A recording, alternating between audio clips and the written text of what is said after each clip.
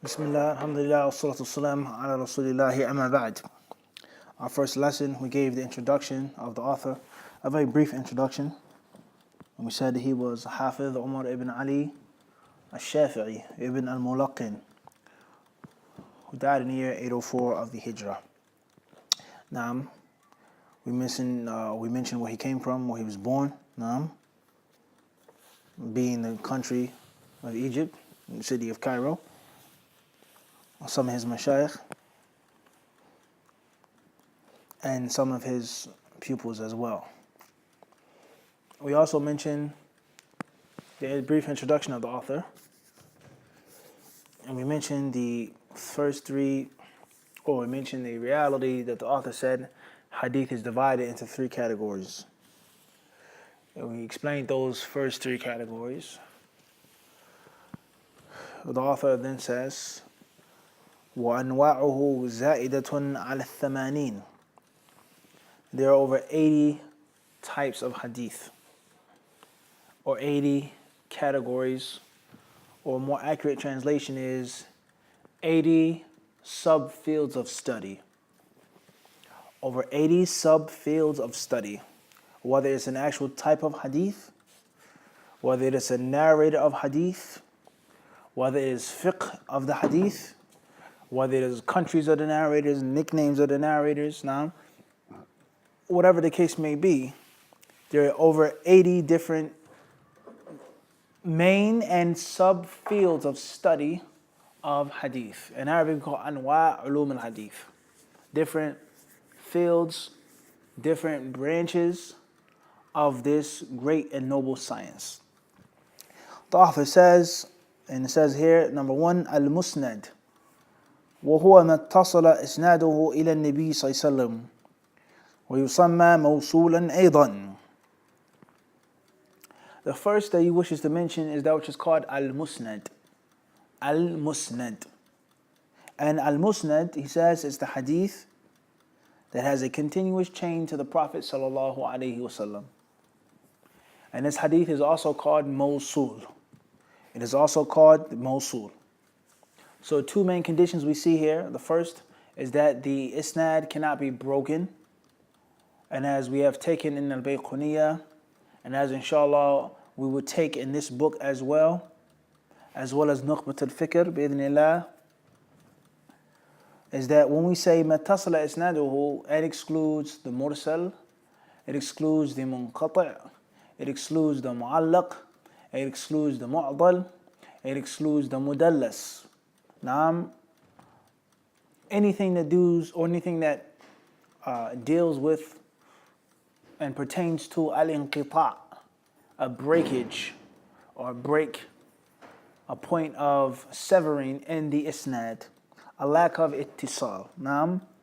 And secondly is that it has to go back to the Prophet ﷺ. So based off of the author's speech, that excludes al-manquf, as we took in Bayquniyah, and that also excludes maqtu'. And this type of hadith, he says, is also called mawsul. Other ulama, they may use mawsul for the hadith which is muttasil, whether it's marfu' or mawquf. Number two, والمتصل وهو ما اتصل إسناده مرفوعا كان أو موقوفا ويسمى موصولا أيضا. We know that the popular usage of the word musnad, especially in our times, is a book of hadith. More specifically, the book of Imam Ahmad ibn Hanbal. And we know that the word musnad has more than one meaning. And from the meanings of this word, as we have explained in al-Bayquniyah, if you took that course, is a book that is considered to be exhaustive, has many hadiths therein from many companions, and the author has two guiding principles of tartib, two guiding principles of arranging and organizing his book. The first is tartib ashab al-masanid, tartib al-sahaba, is how does he organize and arrange the actual companions in the book? Does he start off with the first 10 that were promised paradise? Does he start off with the very first to enter into Islam? Does he start off with alphabetical? How does he arrange and organize the Sahaba after he deals with the 10 who were promised paradise? What does he do next? Countries, men, women, age, etc. Naam, mukthirin, those who are more prolific narrators than others, And then we have, once we actually have the actual Sahabi, how does he organize their ahadith in one place? We know that they are organized according to the Sahabi in one place, without any consideration of the topical content. Without any consideration of the topical content. Naam, there is no kitab al-tahara, there is no kitab al-hayd, there is no kitab al-iman, there is no kitab al-siyar wal-maghazi al-janaiz, there is no kitab ta'abir al-ru'a. Naam, there's none of this. Rather, it's all a hadith of Abdullah ibn Mas'ud in one place in the book. This hadith is about wudu, the next is about talaq bid'ah, divorcing the menstruating woman. The third hadith is about interpretation of a dream. You see milk in a dream. The fourth hadith is dealing with the perfection of Iman, وهكذا, in one place. So Imam Ahmad, he's going to compile the narrators, the Sahaba, and then in the actual section of this companion, all of the hadith in one place without any topical arrangement. Not like Sunan Abi Dawood, not like Sahih al-Bukhari, not like the Jami' of Imam at-Tirmidhi. Khairan inshallah. The next type or field is that which is called al-muttasil. And the muttasil hadith, or the muttasil narration, is the narration that is continuous in its isnad, regardless whether it's marfu' or whether it's manquf, whether it goes back to the Prophet ﷺ or whether it goes back to Mu'adh bin Jabal. What's important is that the sanad has no inqita'. And some of the ulama, they say, مَا كَانَ الظَّاهِرُ إِسْنَادِهِ, it's apparently muttasil. So the difference between this and the first one was the shart or the ishtirat al-rafa'. The musnad, according to the author, has to go back to An-Nabi al-Karim and the muttasil doesn't. Number 3, wal-marfu' وهو ما أضيف إلى النبي صلى الله عليه وسلم خاصة متصلا كان أو غيره. The second is, the third is called marfu'. Al-marfu', anything that is attributed to the Prophet ﷺ and only the Prophet ﷺ, regardless whether the chain is muttasil or not. Just like we learned in al-Bayquniyah, it can be a statement of the Prophet ﷺ, an action of the Prophet ﷺ, or if you want to get deeper and take it to another level of study in this book, it does not have to be a statement of the Prophet ﷺ. It doesn't have to be an action of the Prophet ﷺ. It does not have to be an acknowledgement of the Prophet ﷺ, but ma udifa, that which is attributed to the Prophet ﷺ. It could be something that someone says, Qala Rasulullah, and the Rasul did not say it. It could be weak, it could be fabricated, it could be bogus. But the sheer fact that it is attached to the Prophet ﷺ, and someone says that the Prophet said it, then it, in the science of hadith, is called hadith marfu'. Such as Hubbul Watan min al-Iman, loving one's country is from faith. Naam. For example, that's marfu'. It is not authentic, but it is marfu' because it is udifa. Like you say, mudaf ilay, kitabu Zaydin. It was attributed to the Prophet alayhi salatu wasalam. Right? So it could be something which is authentic or not. So we see here from this definition that the word hadith is sometimes synonymous to the word sunnah, and sometimes it is not synonymous with the word sunnah. A hadith could be something, once more, that could be totally mawdu', fabricated, a lie. But because it's attributed to the Prophet ﷺ, they call it hadith. And it's found in the books of hadith. And the ulama of takhrij, they deal with where it comes from, its grade and its class, etc. Wadih, inshaAllah. Hopefully this is clear. So the word sunnah is the actual proper practice. The practice of the Prophet, what should be done. Regardless whether it's an authentic narration or narration which doesn't seem to be authentic, but it's mutalaqqa bil qabul. The ulama have taken it. وَالْعَمَلُ عَلَيْهِ إِنَّ أَصْحَابِ النَّبِي صلى الله عليه وسلم أو إِنَّ أَهْلِ الْعِلْمِ مِنْ أَصْحَابِ النَّبِي صلى الله عليه وسلم ومن بعدهم.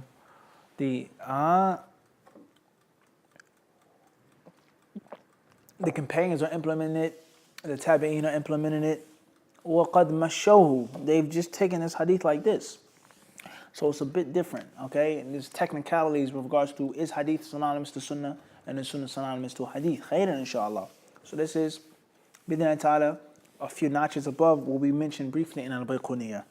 Tayyib, so that's called hadith marfu'. And we said that it could be a statement or someone who's claiming it to be a statement of the Prophet. Anything that's attributed to him. It could be whether it's qawl, fil, taqreer, the Prophet kept silent, the Prophet didn't say anything. Or one may even say, another issue is the Prophet ﷺ may not have known about it, but it happened during his time.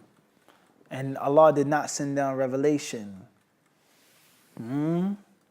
Is that a shart? Is that a condition? When the companions say, كُنَّا نَفْعَلْ كُنَّا نَقُولُ كُنَّا لَا نَرَى, we didn't have a problem with. We used to see, we used to do, we used to say.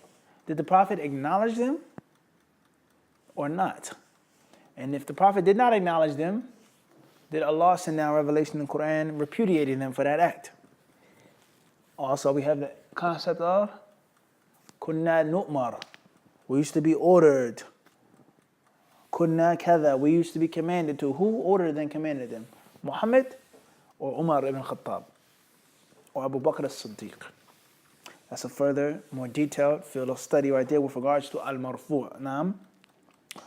So, or we may have an issue in which the Prophet, we don't have no clear evidence that he knew about it and acknowledged it, but it could be very highly unlikely that he didn't know about it. Naam. Or we have the concept of that which is attributed to the Prophet's time period, like a ghazwa, a battle, the battle of Hunayn, the battle of Tabuk, the battle of Bani al-Mustaliq. Naam. In which Mujahid or Dhahak or Sa'id ibn Jubair, Naam, or Qatada, one of these tabi'een, they give a tafsir of an ayah. And they just don't say what it means or the linguistical meaning or what is included in it, but they give the tafsir of what happened. That shaitan came like this and like that. And the munafiqeen, they came like this and like that. They're attributing to the time of nubuwah, and obviously they were not sahaba. So is that considered mursal? One thing for sure is that it's definitely marfu' because it's udifa ila nabi aw zamanihi alayhi salatu wassalam. Naam. And the Prophet alayhi salam's descriptions, naam, what he looked like alayhi salatu wassalam, how handsome and noble he was, naam. And we have another field of study with regards to, is it the sunnah for a man to try to imitate the Prophet's physical appearance? Is that the sunnah? Wearing a turban, growing one's hair long, naam. Different things like this. The Prophet's favorite color, the Prophet's favorite garment, etc. Khairan, inshaAllah. Also, the Prophet's moral character. He was brave. He was kind and generous. He was soft, yet stern. Alayhi salatu wasalam. He had a very pleasant and enjoyable company, etc. Naam. Also, that which the Prophet ﷺ did before he was a prophet. Can we use it as a proof and a dalil in Islam? These are all different notches, levels, and chambers of al-marfu', which, bi'idhnillahi ta'ala, when you study one book after another, with the proper explanation, with the proper evaluation, you want to keep maturing and growing. You don't want to just keep or continue repeating the same thing. If you wish to repeat something and continue to refresh your mind and continue to lock it into your mind, then bi'idhnillahi ta'ala you can do that with one book. You can keep repeating the lessons of Bayquniya over and over and over again. But you move on to another book, you want to take something else. You want to get another spice. You want to have the same salt and pepper that you got the first time in the first meal. You want to add something to it now. Some turmeric, some cumin. You want to add some paprika to it. You want to put something else in it now. Okay? And obviously there's nothing wrong with taking different books, 3 or 4 different books, 5 books, and which is the same information where it continues to roll it over in your mind. Because sometimes the mind has different frequencies and you may not necessarily get the point until you hear it again, but in another way, from another book, from another author, in another place, another time. But the general rule, and this is with regards to al-manhajiyya, the systematic development of studying, is that each book is considered to be a level. You start off with bronze, then silver, then you want gold. You want to keep competing for bronze medal over and over again. Khairan, inshallah, you must understand my words. Number 4, the author says, wal-mawquf, وهو المروي عن الصحابة قولا أو فعلا أو نحوه متصلا كان أو منقطعا ويستعمل في غيره مقيدا في قالوا وقفه فلان على عطاء مثلا ونحوه. Number 4 is that which is called al-mawquf, like we study in al-Bayquniya. And al-mawquf, listen carefully to the author's words. He says, هو المروي. It is that which has been narrated and reported from the Sahaba.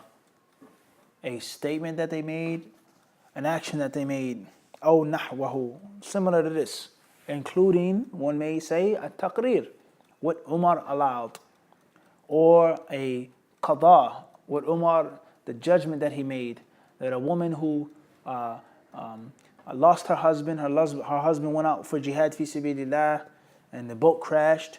She has to wait for such and such amount of time, such and such amount of years before she can remarry. Mathalan, it's mawquf. Or Abu Bakr as-Siddiq radiallahu anhu, what he declared, his judgment, his ijtihad, tayyib, okay, or even their physical descriptions as well.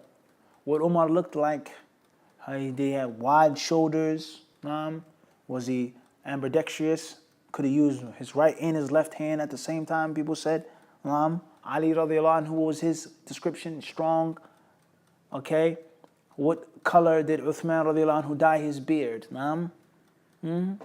طيب, the akhlaq of Sa'ad ibn Abi Waqqas radiallahu ta'ala anhu, and his zuhd, mathalan, okay, so a statement of Umar, an action of Uthman ibn Affan, a physical description of Ibn Mas'ud, طيب, وَنَحْوَهُ, or something that took place during their time, is called mawquf.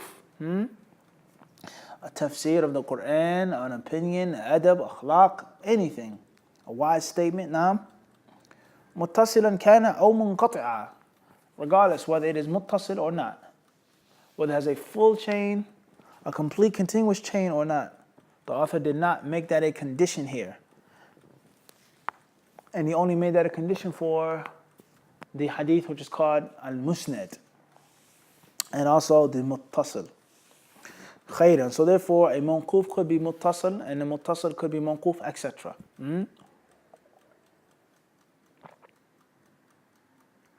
Question with regards to advancing in your studies is, what the Sahaba said and did, is it a hujjah?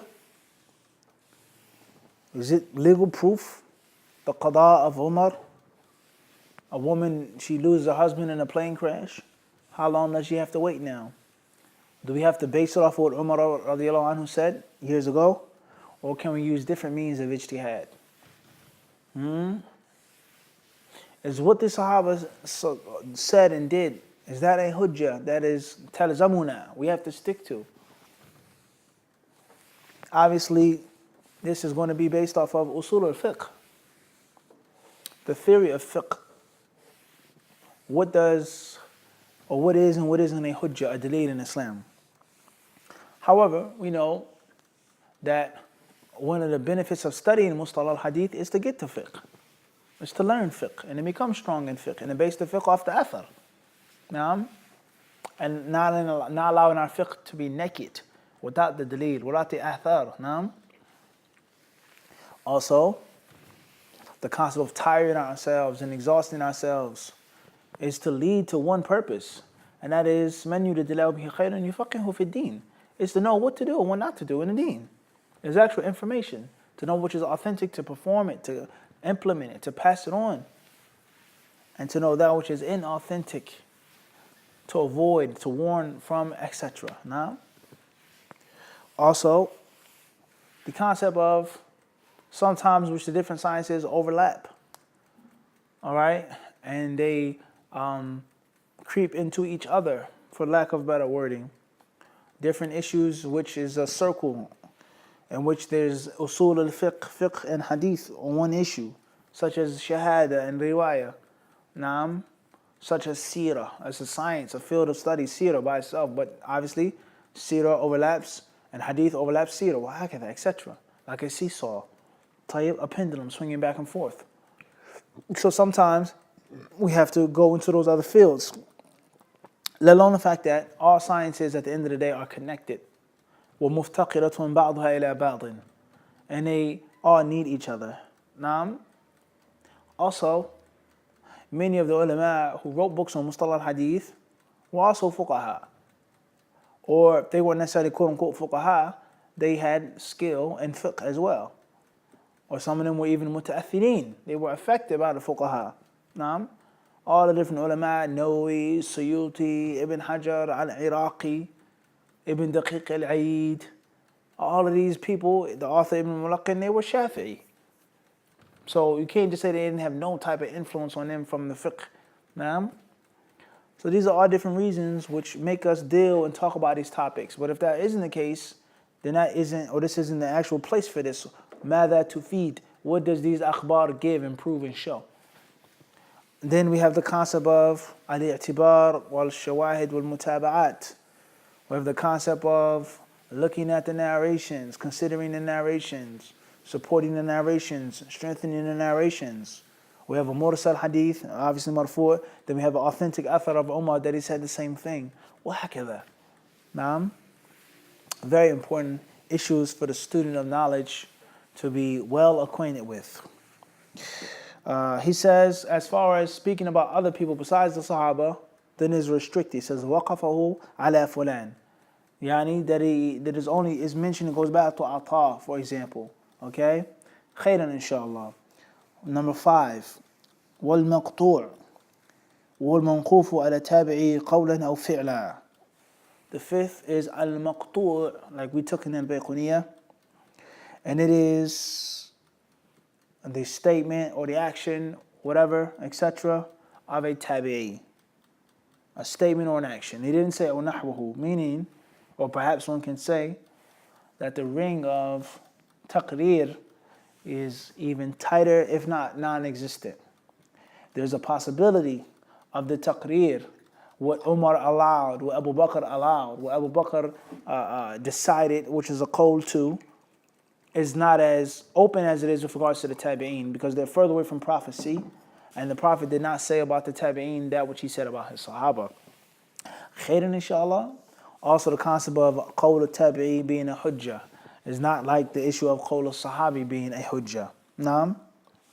So therefore the descriptions of the tabi'een, their statements, and the different things that they said and they did, which many times are more abundant.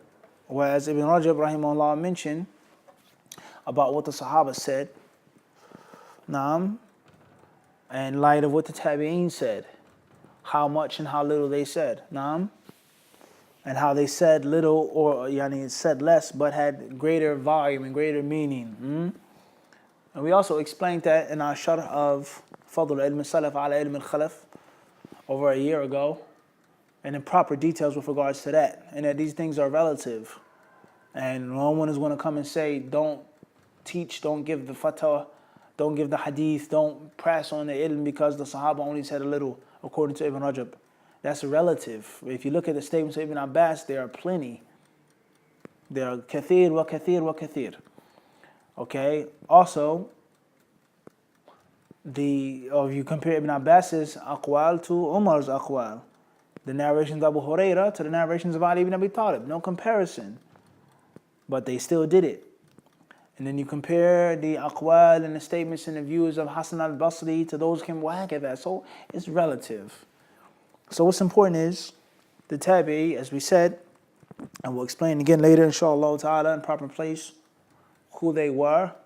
People that met one of the Sahaba, they were Muslims, and they heard from that companion and they studied with that companion for some period of time. And they did not enjoy the exclusive treat of being called a tabi'i just by seeing a companion. Whereas the companions were called companions just by seeing Muhammad once and believing in him. Khairan, inshallah. One may ask the question, if the hujjah, if the legal proof is only in the statement of the Prophet ﷺ, then why do we have so many books of athar? Why is there Tafsir Tabari, which is full of athar?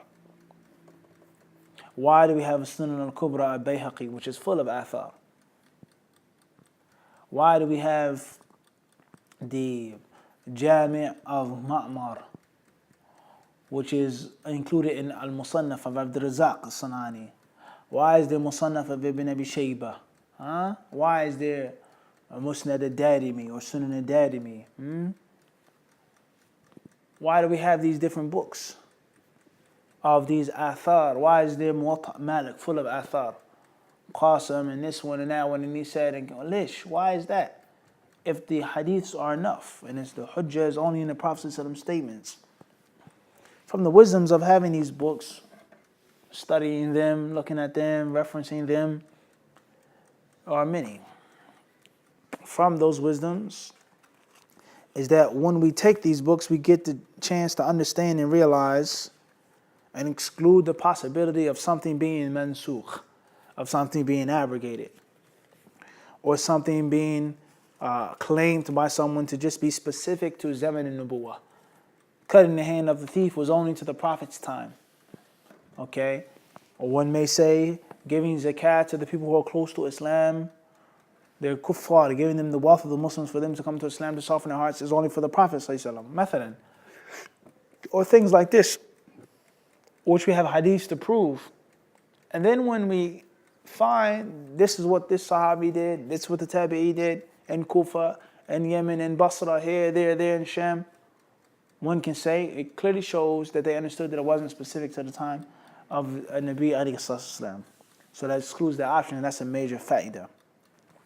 Also, oftentimes these athar help us understand the hadith and the proper application of them. Thirdly, there's many issues in Islam in which there is no direct hadith on. Okay, and the tabi'een, they had ilm and fiqh. They learned from the Sahaba who learned from the Prophet ﷺ, who got revelation from Jibreel alayhi salatu. So they made their own ijtihad on what to do and what to say.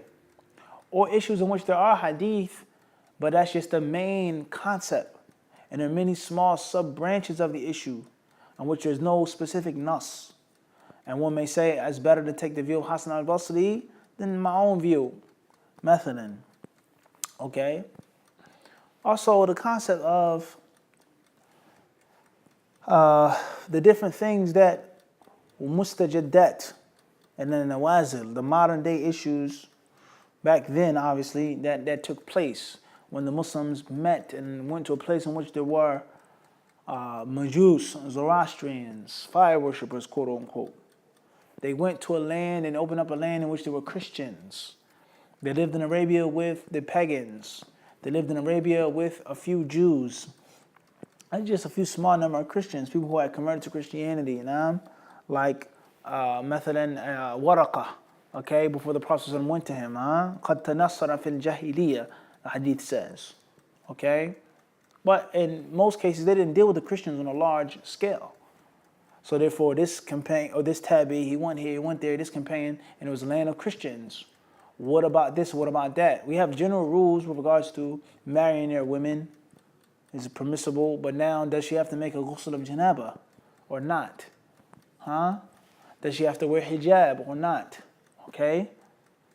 Is your Christian wife, Is she allowed to have a crucifix in your home? Huh? Hakada. When she eats, is she allowed to say in the name of the Father and make blessings on her food, not your food? You say Bismillah. The husband is dominant. The children will be Muslim, but is she allowed to keep her practice of Christianity? Hakada. So these different details are needed. And oftentimes we only find them in the books of Athar. Another fa'idah, which is not specific to hadith, is to throw rocks in the mouths of the madhab zealots, the muta'assibeen and muqallideen, the fanatical, crazed madhab freaks, quote unquote, who try to restrict the rich and deep history of Islamic scholarship and the minds and views of only 4 men, and who say that if this view is not from the A'immat al-Arba'ah, then it's mardud, is automatically marfu, they're rejected. Okay, once more, those who try to restrict the rich and profound and deep Islamic history of scholarship and the views of only 4 men is obviously absolutely preponderous, absolutely just what word do you want to use for someone who tries to take over 1,000 years and just say only restricted in 4 schools? All right. So we find a different athar of those tabi'in that were ulama and they were fuqaha, and they were not Abu Hanifa, they were not Shafi'i, Malik, Ahmed, and they had their own views, they had their own usul, they had their own principles, and which many modern day researchers have gathered and compiled and put together. Fiqh Fulan, Fiqh Aisha, Fiqh al-Hasan al-Basri, kada wa kada. So therefore, why didn't they survive the way the other schools survived?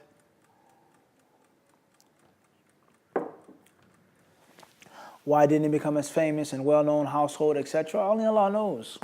Sometimes it's because they had weak students, and it's a lesson that if you want to study from someone, you should take it serious.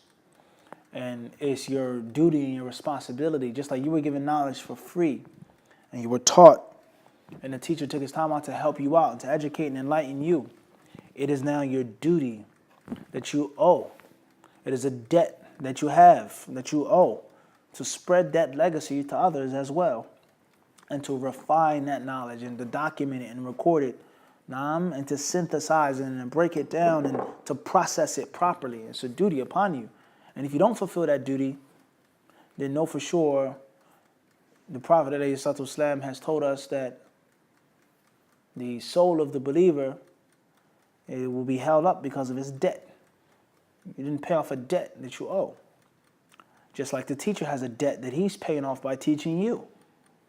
The teacher benefited and learned from the scholars of Islam, the people, the Muslims overseas. They taught him, they opened up their doors for him. They took out their time to educate him. And he's paying off a debt by teaching you. And then your students, and the list goes on, and that's the isnad. So therefore, to show the people that it was much more than just 4 imams, and just because their madhab didn't become as popular doesn't mean there was no less great. Only Allah knows whether they had weak students or whether it was an issue of government support, funding by the government. Only Allah knows. What's important is that these are all wisdoms of having the kutub al-athar and reading them and studying them. Khairan inshallah. Allah subhanahu wa ta'ala surely knows best. Walhamdulillahi rabbil alameen.